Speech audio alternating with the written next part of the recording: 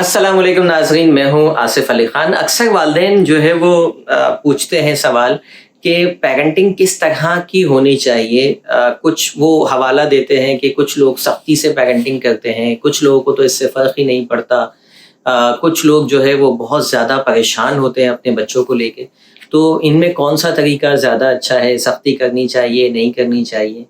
देखिए, बुनियादी तौर पर 4 तरह के जो है वो पेरेंटिंग स्टाइल है जो जिस पर बहुत ज़्यादा रिसर्चेस हुई हैं, और रिसर्चेस के बाद 4 बुनियादी तौर पे जो है वो स्टाइल वालिदैन के होते हैं। अब आपने ये चेक करना है कि आपका स्टाइल कौन-सा है, आप किस स्टाइल पर हैं। तो मैं आपको ये 4 स्टाइल भी बताऊँगा और इसके फ़ायदे नुकसानात जो है वो भी हम डिस्कस करेंगे। पहला जो टाइप होती है वालिदैन की, वो अथॉरिटेरियन होते हैं। यानी ये वो लोग होते हैं जो बहुत सख्त मिज़ाज होते हैं और ये कहते हैं डू एज़ डायरेक्टेड, जैसा बोला है बस वैसा कीजिए, ठीक है? जितना बोला है उतना कीजिए, ठीक है? इनको इस बात से कोई मतलब नहीं होता कि बच्चे की अपनी विश क्या है, बच्चा क्या चाहता है, ये बच्चे को एक्सप्रेसिव नहीं होने देते। मतलब बच्चे के दिल में क्या चल रहा है, उसकी क्या ख्वाहिशात हैं, इसको ऐसे वालिदैन को उससे कोई मतलब नहीं होता। ये चाहते हैं कि बस हम अथॉरिटी हैं, ठीक है? हम जो कहेंगे बस वो हो। ऐसे ही वो वालिदैन होते हैं जिनके बच्चे नौजवानी में अक्सर खुदकुशी करते हुए भी दिखाई दे रहे होते हैं, क्योंकि ये इतने ज़्यादा चैलेंजेस उनके सामने रख देते हैं कि बस ये जो डॉक्टरी बोला है तो डॉक्टरी पढ़ना है, ठीक है? इंजीनियरिंग बोला है तो इंजीनियरिंग ही पढ़ना है, और फिर उसके वो इतने नंबर आने चाहिए, नहीं आए तो फिर वो बच्चा क्या करेगा? क्योंकि वो एक्सप्रेस करना सीखता ही नहीं, तो वो क्या करता है, सप्रेस करता रहता है, अपने इमोशंस को दबाता रहता है, दबाता रहता है, दबाता रहता है, और एक वक़्त आता है कि कोई हादसा जो है वो होता है।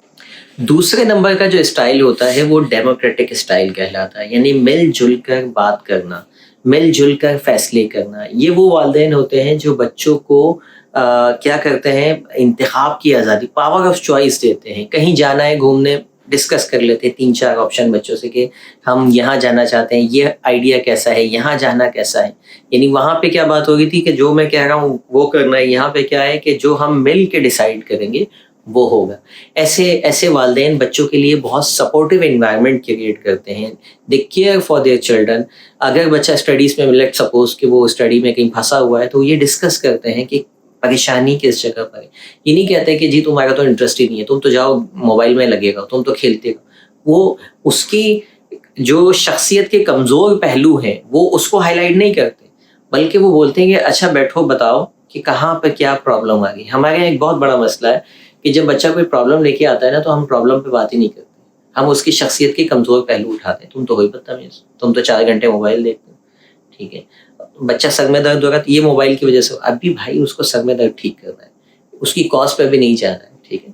अभी उसको मज़ीद टेंशन नहीं देना, ये तो फलाँ की वज़ह से हुआ, ये तो हम सॉल्यूशन ओरिएंटेड नहीं होते, बहुत सारे वालिदैन, ठीक है? तो ये जो होते हैं ना डेमोक्रेटिक वाले, ये सॉल्यूशन ओरिएंटेड होते हैं। ये पहले जो है वो बच्चे की जो है वो फ़िक्र करते हैं और उससे बात करते हैं, सॉल्यूशंस निकालते हैं। मिल-जुल कर बातचीत से अपनी जो है वो फैमिली को चलाते हैं। तीसरे नंबर पर आते हैं परमिसिव पेरेंट। परमिसिव पेरेंट क्या होते हैं? जो बच्चे ने माँगा दिला दिया, जो गेम चाहता है ये लो भाई दिला दिया, ठीक है? अच्छा, ये ख़ास तौर पे उस जगह पर जहाँ पैसों की तंगी ना हो, यहाँ वहाँ तो ये बहुत ज़्यादा ख़तरनाक हो जाती है। बच्चे ने जितने रुपए की चीज़ माँगी, मँगवा के दे दी। गरीब वालिदैन में तो फिर भी ये वाला स्टाइल खुद ब खुद ख़त्म हो जाता है, पैसे ही नहीं है। बच्चा डिमांड कर रहा है पिज़्ज़ा खाने की, फिर पैसे ही नहीं है, क्या करेंगे?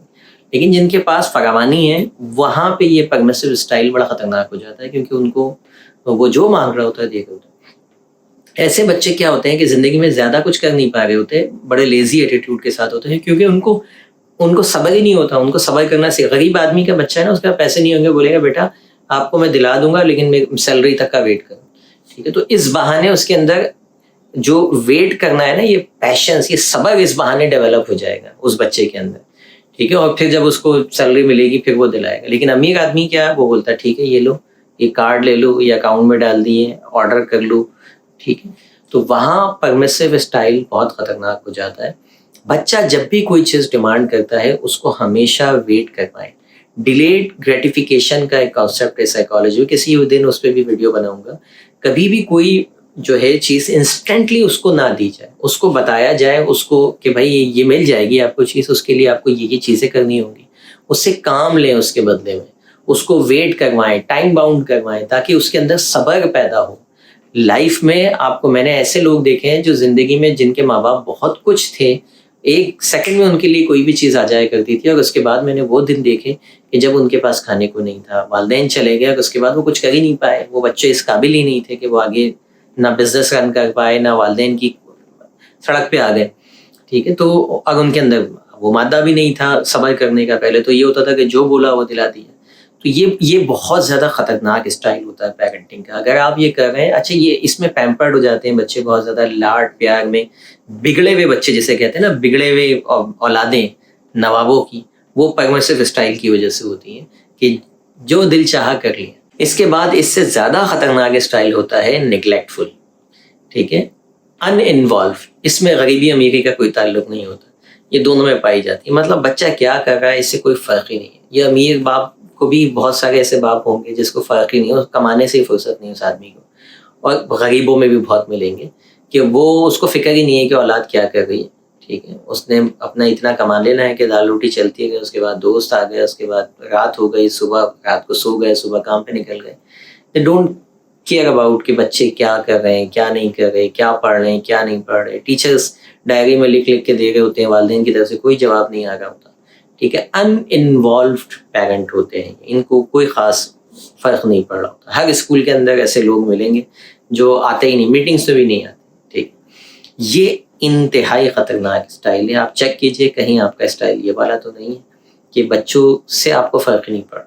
ماں اور باپ دونوں کو فرق پڑنا چاہیے، دونوں کو چاہیے کہ وہ چیک کریں کہ ان کے بچے، ایسے بچے کیا ہوتے ہیں کہ جیسے ٹین ایج میں آتے ہیں نا، یہ بگ نکل جاتے ہیں ہاتھ سے، پھر خیال آتا ہے والدین کو کہ یہ ہم نے کیا کیا، ہم نے ان پہ توجہ کیوں نہیں دی۔ ایسے ہی والدین کی لاکھوں کروڑوں نوجوان ہیں جو ڈرگس لے رہے ہیں، لاکھوں کروڑوں، ٹھیک ہے۔ یہ ڈرگس کی انڈسٹری دنیا میں تیسرے نمبر کی انڈسٹری، ٹھیک ہے۔ تو یہ اتنی بڑی انڈسٹری کس کے بچے پی گئے؟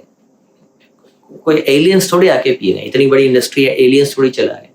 تو یہ ٹین ایجرز جو ہیں، یہ ہمارے آپ کے گھروں سے ہی نکل کے پی گئے ہوتے ہیں، ٹھیک ہے۔ اور یہ سب سے زیادہ ان انوالو پیرنٹس کے جو بچے ہوتے ہیں نا، آپ کسی بھی نشے کرنے والے سے پوچھیے اس کے والدین نے تربیت کیسی کی، تو آپ کو اندازہ ہو جائے گا کہ والدین کا اسٹائل زیادہ تر کیسز میں ان انوالو ہوگا۔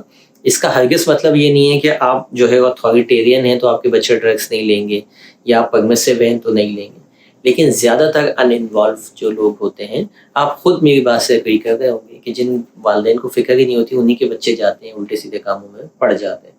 تو یہ 4 اسٹائل ہیں، ان میں جو بہترین اسٹائل ہے سب سے زیادہ وہ ڈیموکریٹک اسٹائل ہوتا ہے، جس میں ہر اسٹائل کے اپنے فائدے نقصانات ہیں۔ کچھ میں آپ بولیں گے کہ وہ ان انوالو میں کیا فائدہ ہے، ان انوالو میں یہ فائدہ ہے کہ بچہ تو تباہ ہو گیا، والدین چل کر رہے ہیں، ٹھیک ہے، تو بڑی ریلیکسنگ لائف ہوتی ہے، تو فائدے نقصانات تو ہر جگہ ہوتے ہیں۔ لیکن ڈیموکریٹک میں جو ہے وہ سب سے زیادہ فائدے ہوتے ہیں۔ جو اتھارٹیرین ہے، ڈو ایز ڈائریکٹڈ والے، اس میں ایک فائدہ یہ ہوتا ہے کہ بچے بہت زیادہ جو ہے وہ شیڈیول کے پابند ہوتے ہیں، ڈسپلن ہوتے ہیں۔